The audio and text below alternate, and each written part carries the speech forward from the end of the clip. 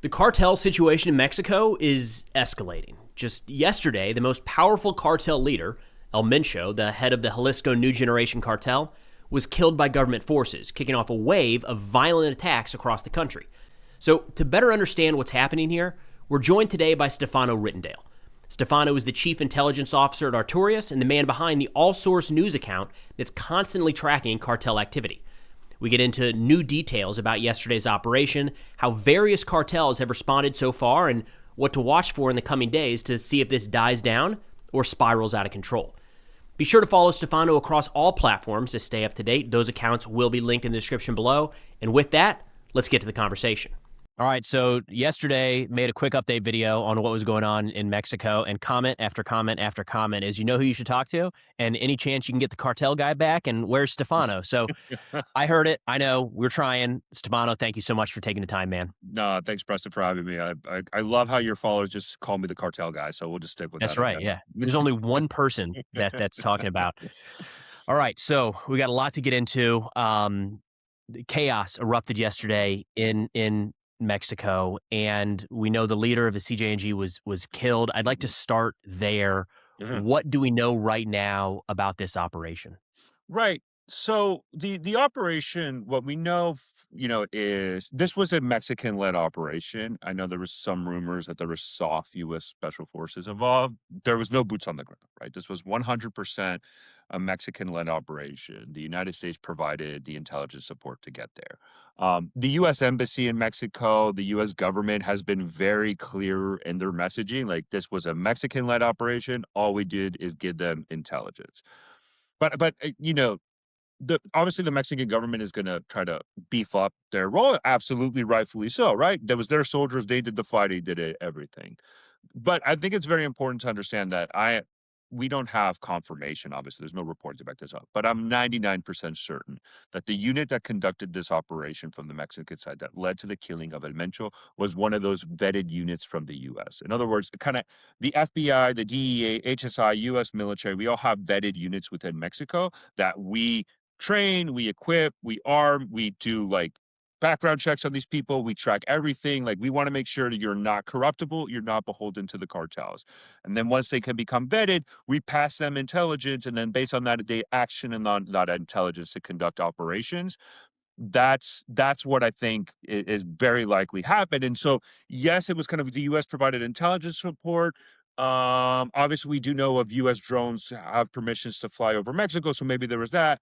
But I think it's important to note that I'm very certain it was this vetted Mexican unit. So that means the U.S., although it wasn't boots on the ground, it was much more than this secondary, tertiary. Oh, here's some intelligence, go figure out. It's much more in depth and much more coordinated than that.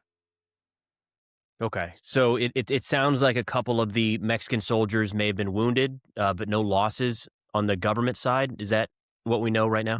I know it's kind of crazy right now because the problem we're running into is kind of the afterward violence, and the Mexican National Guard is being specifically targeted by Jalisco New Generation Cartel. There's a lot of videos out there of specific targeted attacks and ambush and killing Mexican National Guard soldiers as a retaliation. So it might be one of the situations where the actual operation didn't have a lot of casualties, but the second and third order retaliation is much more worse, right? And it's causing the violence to go higher and the casualties to go higher, making it one of the bloodiest days probably for the Mexican National Guard. We don't have definitive information yet from the Mexican government. They're not that good and reliable at releasing some of that information. And so you're going to have to track it on your own within this week. And that's something that I'm going to be trying to do to kind of get it. But the videos and the footage that I've seen that have been circulating, I mean,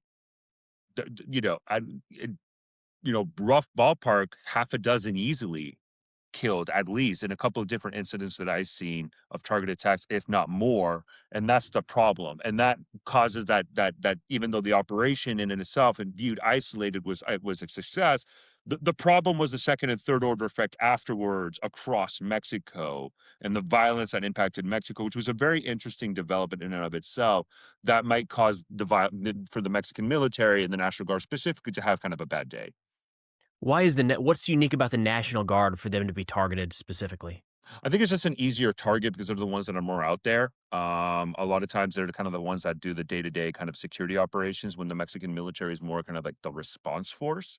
And so that's kind of one of the aspects why they do that. The Mexican National Guard has a much more physical presence, and that's why they're probably easier to conduct attacks against, and that's what they're going to leverage and do much more so, especially if you want to send a message to the federal government and you want to target a federal institution.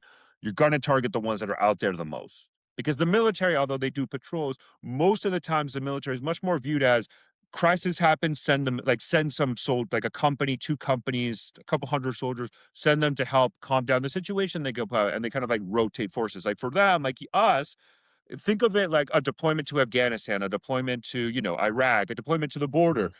For the Mexican army, that's kind of the same construct. Limited time, send them over in a rotating phase. Generally, it's the National Guard that has that longer term presence and that much more visible presence, much more so than the military. And that's why they're generally much more targeted. And although the military is out there, the Mexican military is out there a lot, it's really the job, legally for the National Guard to have that day-to-day operational presence in cities and towns across Mexico. Well, what does the government response look like right now? Is the military mobilizing? Are they deploying? They are. I mean, it's kind of interesting from a PR perspective. The Mexican government is they do what they always do, which is basically try to not to say how bad the situation really is and try to say, no, it's much more stable and try to calm people down. Right. Let me, I think the best way I can help explain this is let me give you my perspective from yesterday, what happened, and kind of explain it that way, how I was analyzing, and it goes to your point. So yesterday, right, I get we get reporting that there's first thing is narco blockades in a specific area around Jalisco. Okay, that's common. That happens regularly. I'll make a tweet about it, not a big deal, etc. And then there was subsequently after these narco blockades, we got the first villagers out of Tapalapa, which is where the operation happened that killed the Metro. We saw there was a significant Mexican military operation, and just based on the equipment and what they were doing and what they were wearing, it looked like it was Mexican special forces. But again, I mean, the Mexican special forces, they do operations all the time against plaza bosses. It doesn't have to necessarily be in Metro. So the first thing we saw was in Jalisco, there was these narco blockades. With narco blockades, for those who don't know, just think of it when the cartel members get vehicles, burn them up, and try to block highways and all that. That's basically a narco blockade. Or maybe they burn down businesses, specifically like the Mexican 7-Eleven is called OXXO. They always get burned down all the time, right? So that's kind of what happened. So it first started in Jalisco. And since that's very common, more than likely my thought process is, they're going after a plaza boss. Then it started to be a little bit more widespread. And Jalisco says, okay, this might be a much more important figure within Jalisco New Generation Cartel, but within Jalisco, because it's still kind of limited to there. Then we saw Puerto Vallarta started to get attacked. And that was significant. It's like, why are you attacking Puerto Vallarta, right? Because generally what happens is when cartel members when they kind of do narco blockades, what they're trying to do is overwhelm the Mexican military or the National Guard. They're trying to overwhelm them to enable their guy to escape. Okay. So those are preemptive, generally. They got tipped off or they see something coming. Gotcha. Okay. It's disruption, right? Because think about it. I'm getting swarmed by the Mexican government. I need to escape. What better way to escape if I could overwhelm them and start burning everything around me? So that's generally why when you see narco blockades, you can kind of figure out where the area of the operation is based on where the narco blockade. And when it first broke, it was in that general vicinity. So more than likely, the thought process is they're trying to escape, or maybe if he gets captured, he's trying to cause violence to be so bad, kind of like the Culiacanazos way back there years ago, where they were forced to give up, the cartel leader. In that case, was one of El Chapo's son. But then they started to do it in Puerto Vallarta, which was kind of like far out there. It was like, okay, that's interesting. Okay, so if they're doing it in Jalisco and in Puerto Vallarta, this is a bigger fish. Not in Mencho, it's a bigger fish. Then we saw they started to attack another state. This one was Michoacan, which is right next to Jalisco. When you see two states get attacked, that's when you're talking about key lieutenants. The last time I saw that it was a Jalisco New Generation cartel attack, it happened in Guanajuato and Jalisco. Those two states, that was because it was a key lieutenant of Jalisco New Generation cartel called Double R, right? His name is Double R. So when you see two states, okay, that's like a senior lieutenant. Okay, now I'm interested. But then, literally shortly after it happened in Michoacan, I saw the reports that there was narco blockades all the way to Tamaulipas, which is borders the United States. Like there was a border town next to the United States, Reynosa, Tamaulipas. That's a Metro CJNG territory. Metros used to be a Gulf cartel faction. They started to have narco blockades. And at that point, you're like, what the fuck is going on? Sorry. What is going on? And then literally all of CJNG's territories just blew up. Aguascalientes, Colima, Zacatecas, Guanajuato. Every part where CJNG had territorial control blew up. Narco blockades, violence, burning of vehicles. And before the confirmation, in my mind, they said there's only one man that they would do this. And it was Ford Mencho. But this is what's interesting. Once it came out that he was killed, generally in previous instances where these narco blockades happened, when the guy is either killed or when he's captured, he's getting on a plane over to Mexico City, the narco blockade ends because you can't disrupt anything. And generally, it's at that point, what they're going to try to do is get their boss leader out through the courts. So the violence stops. This one, though, when it came out that Mencho was killed, CJNG was pissed. And they said, we're going out for blood. We don't care. And that was very interesting, but I think you need to understand the reasoning why they did that was because Jalisco New Generation Cartel, in their mind, El Mencho, he's the reason why they're the most powerful cartel ever. He built it. He created it. So for him, this is like a huge figure that has his own lore, his own following, and they're devoted to him. So they said, we want revenge, and we're going to do revenge. And that's why we've seen it. And even last night, violence was still going on. We saw businesses that still attacked in Jalisco. I saw clashes in Michoacan, right? The violence is still going on, lesser degree, but it's still happening.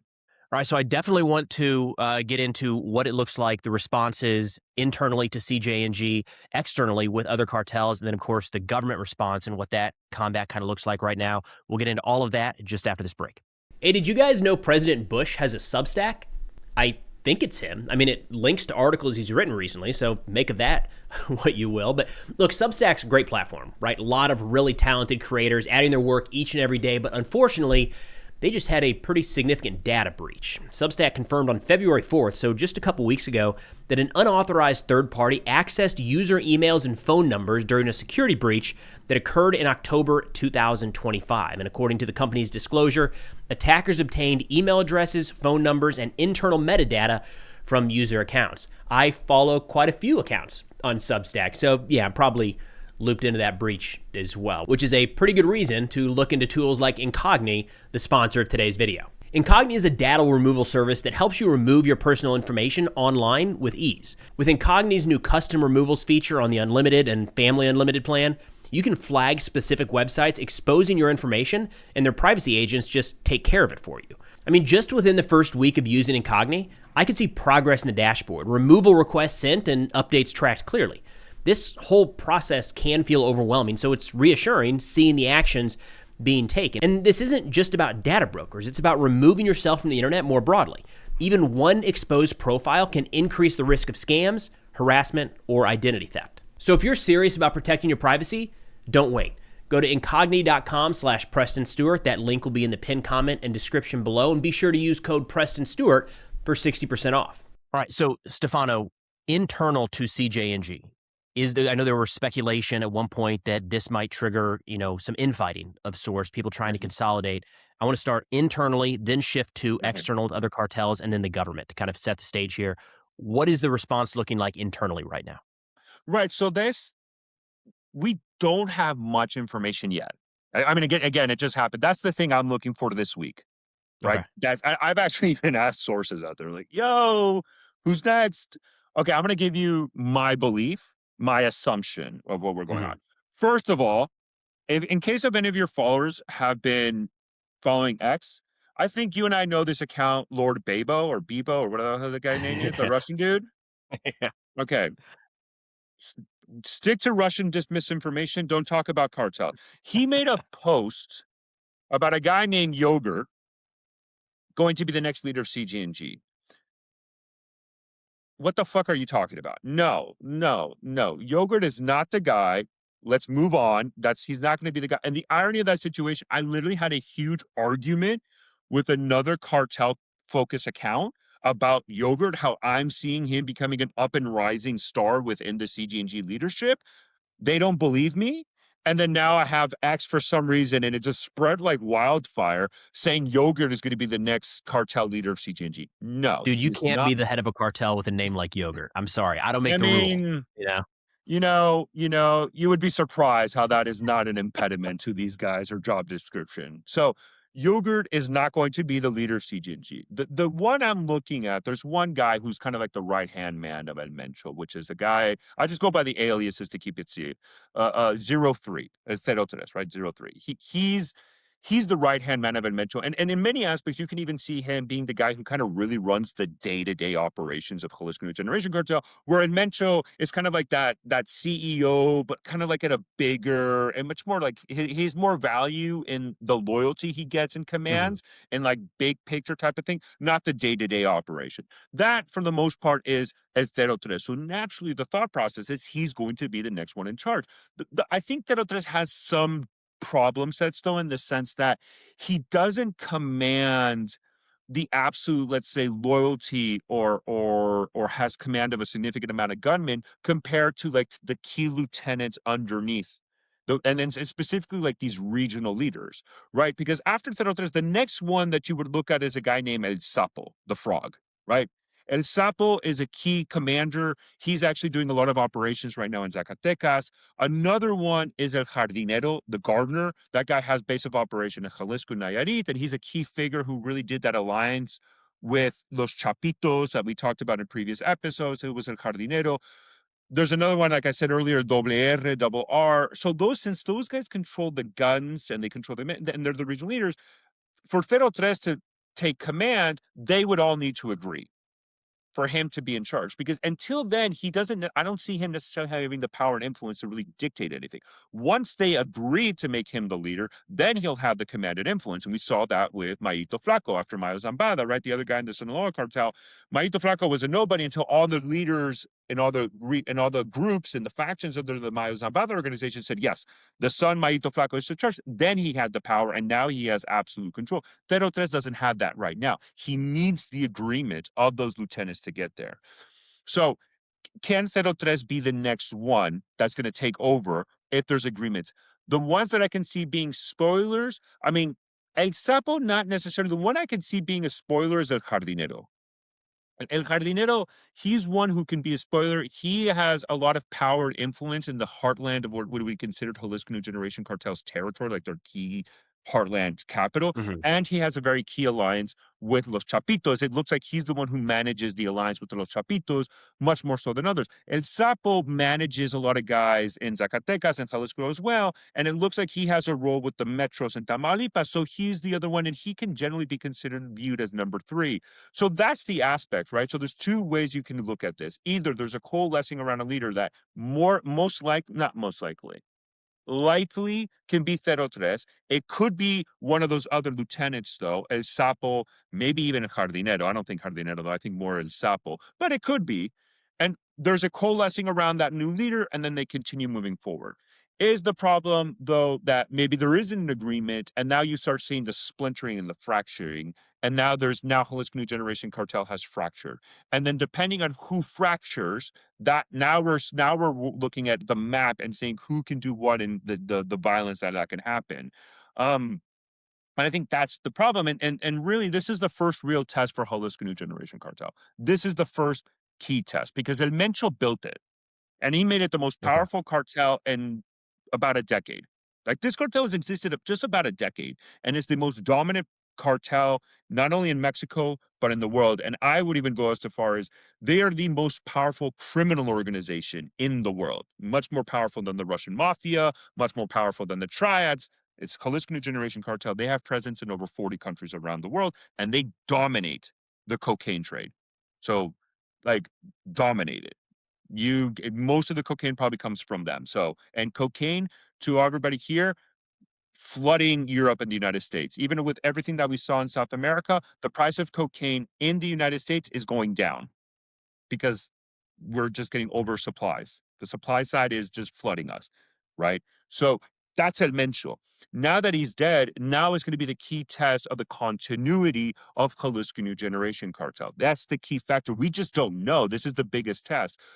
Generally, the family members of El Mencho have run the logistics and the finance side of the operations, not the guns. We've seen a lot of El Mencho family members being captured and sent to the United States and all that, and not really impact the broader base of the operation. Is there a family member that might try to take over CJNG? Very unlikely.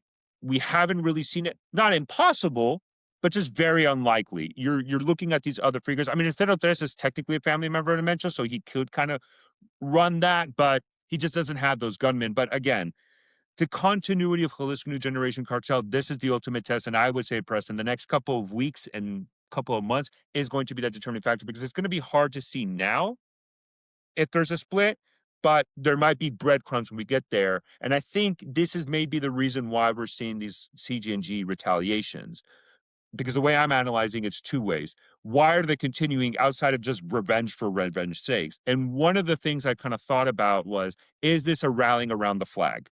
Because now you've lost your leader. Well, we needed a common enemy to fight. The Mexican government was responsible for that. So let's rally around the flag and go after them because they killed our leader and the guy who made Jalisco New Generation Cartel this powerful. The other one I just say is maybe it's Jalisco New Generation Cartel trying to reestablish deterrence. Because there's generally been kind of this unofficial rule between both sides, the government and the cartels. Like, there's certain things you can't do. And if you do, we have to cross over the red line to reestablishment. And the thought process is, if you can kill El Mencho, you can kill anybody in the cartel line. There's nobody you can't kill if you can kill El Mencho. So there's also a thought process, is this a reason why the CJNG is doing this? Because they need to figure out a way to reestablish that deterrence and to be able to continue to move forward. How do those two things apply to other cartels, deterrence and the rallying around the flag? Because I could see the argument that the common enemy, cartels band together to fight back against the government that, to your point, just took a step that they haven't ever taken before. Or is this the deterrence guard is kind of down and cartels are seeing this as an opportunity to maybe seize something? I mean, yeah, and it's that's kind of like saying, well, why doesn't Coca-Cola and Pepsi merge? Like, you're never going to see that. Like, think about it. Like, these are businesses in the end of the day. Well, but is this a time, not merge, but if one could buy out the other or take over the other, it would, and they would monopolize it. I guess that's what I'm thinking. Like, so it's not we're not seeing a monopoly, but what we are seeing, I think that we're starting to see the beginnings of a duopoly, right? And if you go back to the videos where we talked about the cartels alliances, the Chapitos Jalisco New Generation Cartel Alliance, I think that marked a before and after. Okay. That marked a before and after. And I was talking to a very, very smart analyst, and I said I was going to steal it. I was going to steal this quote because I think he put it best. He says, there's a possibility that what we're seeing right now in Mexico, and this was before Mencho was killed, is basically like high school or elementary school dodgeball, where there's two teams, you got to pick a side. Okay. And that's the cartels. So it's the Jalisco Chapitos Cartel Alliance and then the Maito Flaco Chapo Isidro CDN Alliance, right? These are like the two alliances. And you're starting to see all these other groups, like not all of them, but you're starting to see the indications that they're starting to go. The reason why they're not necessarily going to merge, because yes, you can kill El Mencho. As long as the organization is able to continue to operate fully, that's fine, right? There's a psychological loss. There's an emotional loss for CJNG, specifically El Mencho, and obviously there's a concern that it might splinter. But in the end of the day, as long as they coalesce and they agree to a new leader, operations continue as normal. And in the end of the day, the government is not the main one who's going to take away their plazas, is not going to take away their drug trafficking routes. That's another cartel. That's why the rival is always going to be another cartel. And so that's why you're not going to necessarily see this idea of them merging or going together against the government, because in the end of the day, these guys aren't interested in political power. They need the politicians. They need the government to do everything while they just enrich themselves. That's the corruption aspect where we talked way back in one of your earlier. Yeah. That's where the corruption plays in a role and how they operate. But in the end of the day, that's their concern. And so I think there's an attempt by CJNG to maybe, and I'm speculating here, to re-establish that deterrence, because it does go to the point, like if you can kill El Mencho, there's literally nobody is off limits inside of Mexico. And you could have made the argument a couple of years ago that there were figures that were off limits for targeting operations. That's why I think President Biden, when they captured Mayo Zambada, didn't tell the Mexican government, because they didn't trust the Mexican government to go there. So now, 2 years later, the Mexican government is going after El Mencho. And if you can go after El Mencho, who aren't you capable of going after? And I think that's the key thing. So the one I would be if I'm a cartel boss, the two, the from the Sinaloa cartel, which is still the second most powerful cartel, even with the split. I mean, Maito Flaco and Ivan Archibaldo, you can look at, some of the Gulf cartel guys like El Contador and the Scorpion Group, Treviño's out of the Northeast cartel. They're all looking at each other saying, shit, if they went after El Mencho, and again, that's why we saw violence in Mexico, they can go after any of us. And it's really, really hard for them to try to stop that. And it kind of goes to show you that you can have corruptions within the federal government, and there is corruption, let's make this abundantly clear, at all levels of the federal government, all levels of Mexico. But in the end of the day, people need to understand that even if these guys are corrupt, what they made the calculated decision is saying, we need to go after El Mencho, because the last thing we want is Uncle Sam to start doing drone strikes in Mexico. So, hey, appreciate the money you guys gave us, but we're going after you regardless. Do you think that is what prompted the timing here?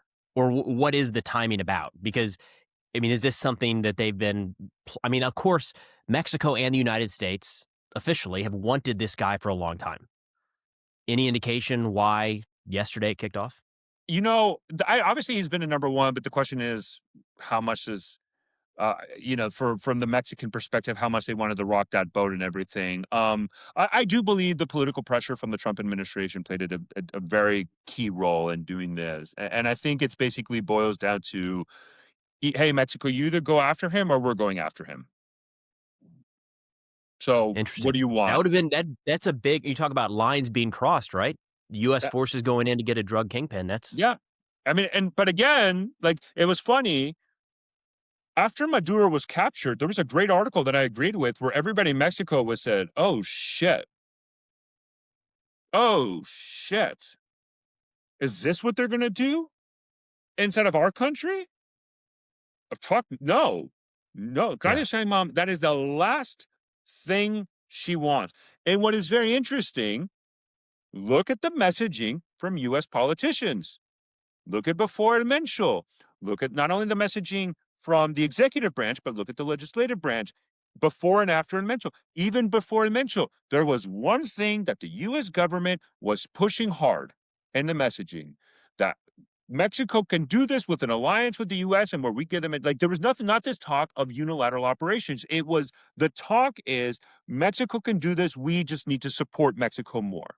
That was the messaging. The fact now that they got El Mencho, I mean, if you're going to look at political points, and maybe your listeners hate this conversation, but welcome to the reality of the world where politics is a main factor in driving that we have to analyze it. If you're Mexican, you just got El Mencho, you want a lot of political points to prevent the unilateral operation, because now the U.S. perspective is, okay, you are willing to go after the top guy. So I'm not so concerned about doing unilateral strikes. And I think the Venezuela operation was a wake-up call, and the threats from the Trump administration, because they have been threatening Mexico, saying, you need to go after them or we're going to do unilateral operations. And so before this, you started to see a lot of this messaging, both from the U.S. and Mexico, saying Mexican-led, Mexican-led, Mexican-led, Mexican-led, way more than I've ever seen covering this for almost over 5 years now, right?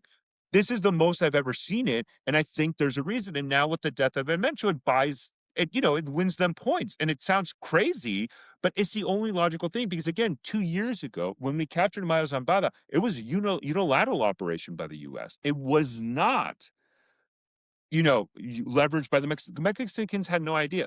2 years later, the Mexicans are forced to do that. And the only thing that changed was the policies and the politics related to Mexico and the threat of tariffs, the threat of, diplomatic pressure, and then the threat of unilateral military action, which in the end, I think that's the ultimate red line for Claudia Sheinbaum. Says, I need to prevent this more than anything. I can't stop Uncle Sam from doing this from a military perspective, so I need to acquiesce to those demands, and that's why they did it.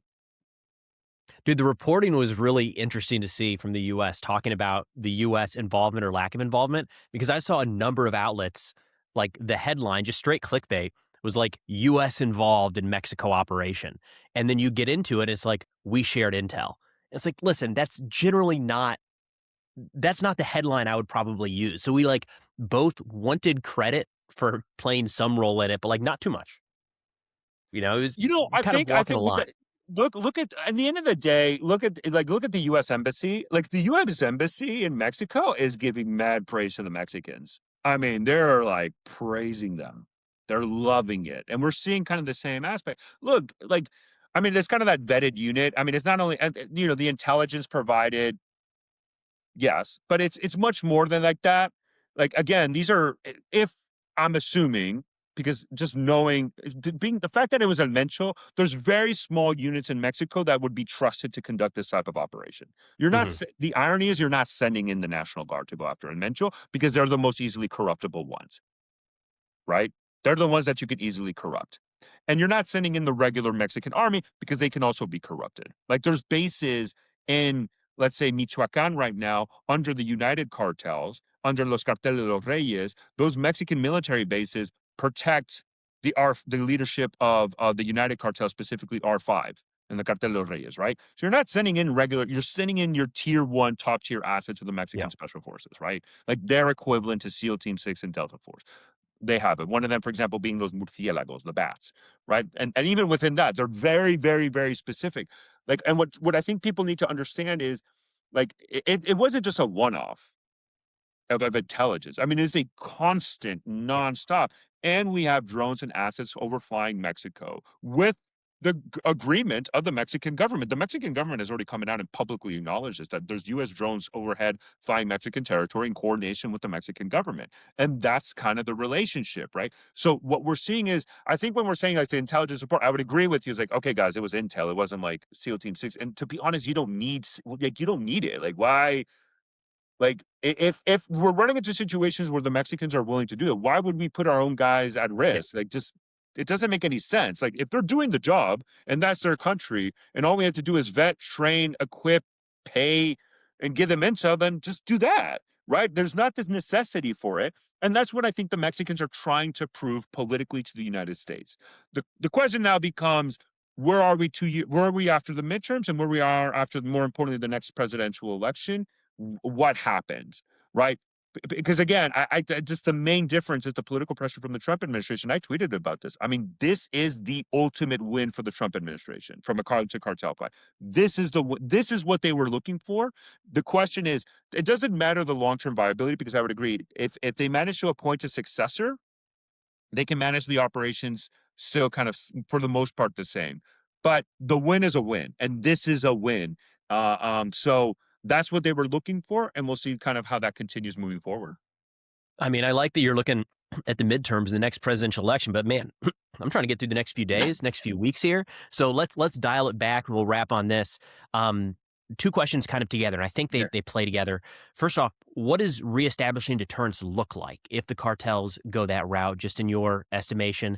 But then in line with that, what do you expect to see, or what are you watching for over the next few days, 2 weeks? We'll go that range. So the reestablishing, I think that the problem is, I think the cartels are probably doing this attacks to show, if you do this, this is what happens. I think at the end of the day, what the Mexican government is saying is, sorry guys, we got Uncle Sam.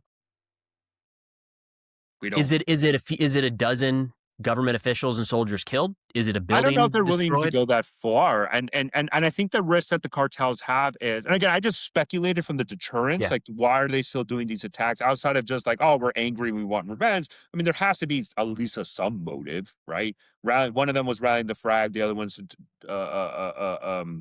deterrence. Could be a combination of everything. I think the problem that the Mexican that CJNG might have is, if you make this long term, The problem is you might start creating the political movement that has been very lacking inside of Mexico to demand change. And then now you made Jalisco New Generation Cartel public enemy number one with the political pressure to go after them because the violence has continued, right? Guadalajara is hosting the World Cup. It's one of the towns and cities hosting the World Cup in 2026. Can you imagine if the World Cup Federation says we're pulling out of Mexico for the World Cup because it's not safe? That's it. Like it's not the craziest thing right now. Right. But if you're looking from a political motivation and factor to just say we're done with the cartel, that is one I can see. So the Jalisco New Generation Cartels have to be very, very careful with this. And they're not going to do that. Like, they're not going to target the stadiums of the World Cup. They're not that stupid. Right. And so that's kind of the problems that they're running into. I think in the end of the day, they might have conversations, they might have negotiations to try to figure out. But I think from the Mexican political side, we just don't want Uncle Sam. So we had to give them El Mencho. It's just, again, because we've seen this all the time. Like the best one, there's a New York Times article that talks about General Cienfuegos. He used to be the top Mexican general, talked about. Read the article. The guy was getting paid by a BLO leader and then eventually went and killed them because he didn't serve their purpose anymore, even though he was getting paid, but because he had the power. And that's the Mexican federal government. That's just how it works. So if you find other pressure points and there's something else that they're more concerned about, they're going to act on it. And I think that's what we're saying. So that's why I don't think there's necessarily this aspect of deterrence can necessarily be reestablished. It was shattered with Mitchell. We'll see. Maybe there is something they can do to change that, but they're running the risk that they might create a political movement demanding change because of this, right? And Claudia Sheinbaum is very concerned about this image of insecurity in her own country, right? So there's that aspect. The next couple of days, it's the leadership. It's the leadership of CJNG. That's the only thing I care about from now to the next 2 weeks, right? It's who do they appoint as the new successor? And if there's an agreement within that. Because if there's a fracturing, the key question within the fracturing, because we've seen areas, smaller fractures within Jalisco New Generation Cartel. Like Colima had a fracture. Michoacan had a fracture. Doesn't matter. Like, whatever. Like, they'll survive. They can survive. That's not a big deal. But if it's one of these regional leaders, like El Sapo, Jardinero, the one I'm really looking at is Jardinero, now we're talking. Okay, now we're talking like Sinaloa cartel civil war type of fracture. If one of those guys pull out, and now we're seeing huge violence and problems, right? So that's the areas that I'm looking at: is what does the new leadership look like? By the way, there's rumors that El Sapo was killed. One of the guys I mentioned. There was a report in one of the Mexican media. Huge, incredible doubt. I have not heard anything. Like, that was a report that was one news organization pushed it. Nobody heard anything because it was funny when El Mencho was killed. I swear to you, I think everybody who has contacts within the Mexican government all got the notification at the same time. Because literally, I got the notification and like a minute later, El Universal broke it. Like a minute after I got the confirmation. Like, I think the Mexican government said, send it. And then they sent it to everybody. And so that was kind of the interesting aspect, right? So that's the next thing. And I think for the next 2 weeks, from a cartel perspective, the number one conversation is going to be, who is the new leader of El Mencho, and do people agree that he is the new leader, and see how viable is the continuity of operations as the organization for CJNG is in Mexico. Excellent, as always, man. Folks, be sure to head over. We'll have it in the description below, but Stefano's doing some incredible work on X. Instagram, he's publishing not just his thoughts about what's happening, but also footage that's coming out of Mexico. So follow him there. TikTok, and of course, YouTube. We'll try to get him back here for an update before too long. Stefano, thank you so much, sir, for taking the time. Thank you so much, Preston. It was fun. All right, so thank you so much again to Stefano for taking the time to walk through all of that today. Look, anytime something kicks off with cartels, he has media requests like out the door, left, right, and center, nonstop for days. So it means a lot that he took the time to explain exactly what he's seen play out right now. Again, to best stay up to date with what's happening, not just around the current cartel violence and instability in Mexico, but all things cartel related, Stefano's a great follow. Instagram, X, TikTok, and he's starting to post more here on YouTube as well. All of those accounts will be linked in the description below. But that's all we got for now. Thanks for watching, and I'll see y'all next time.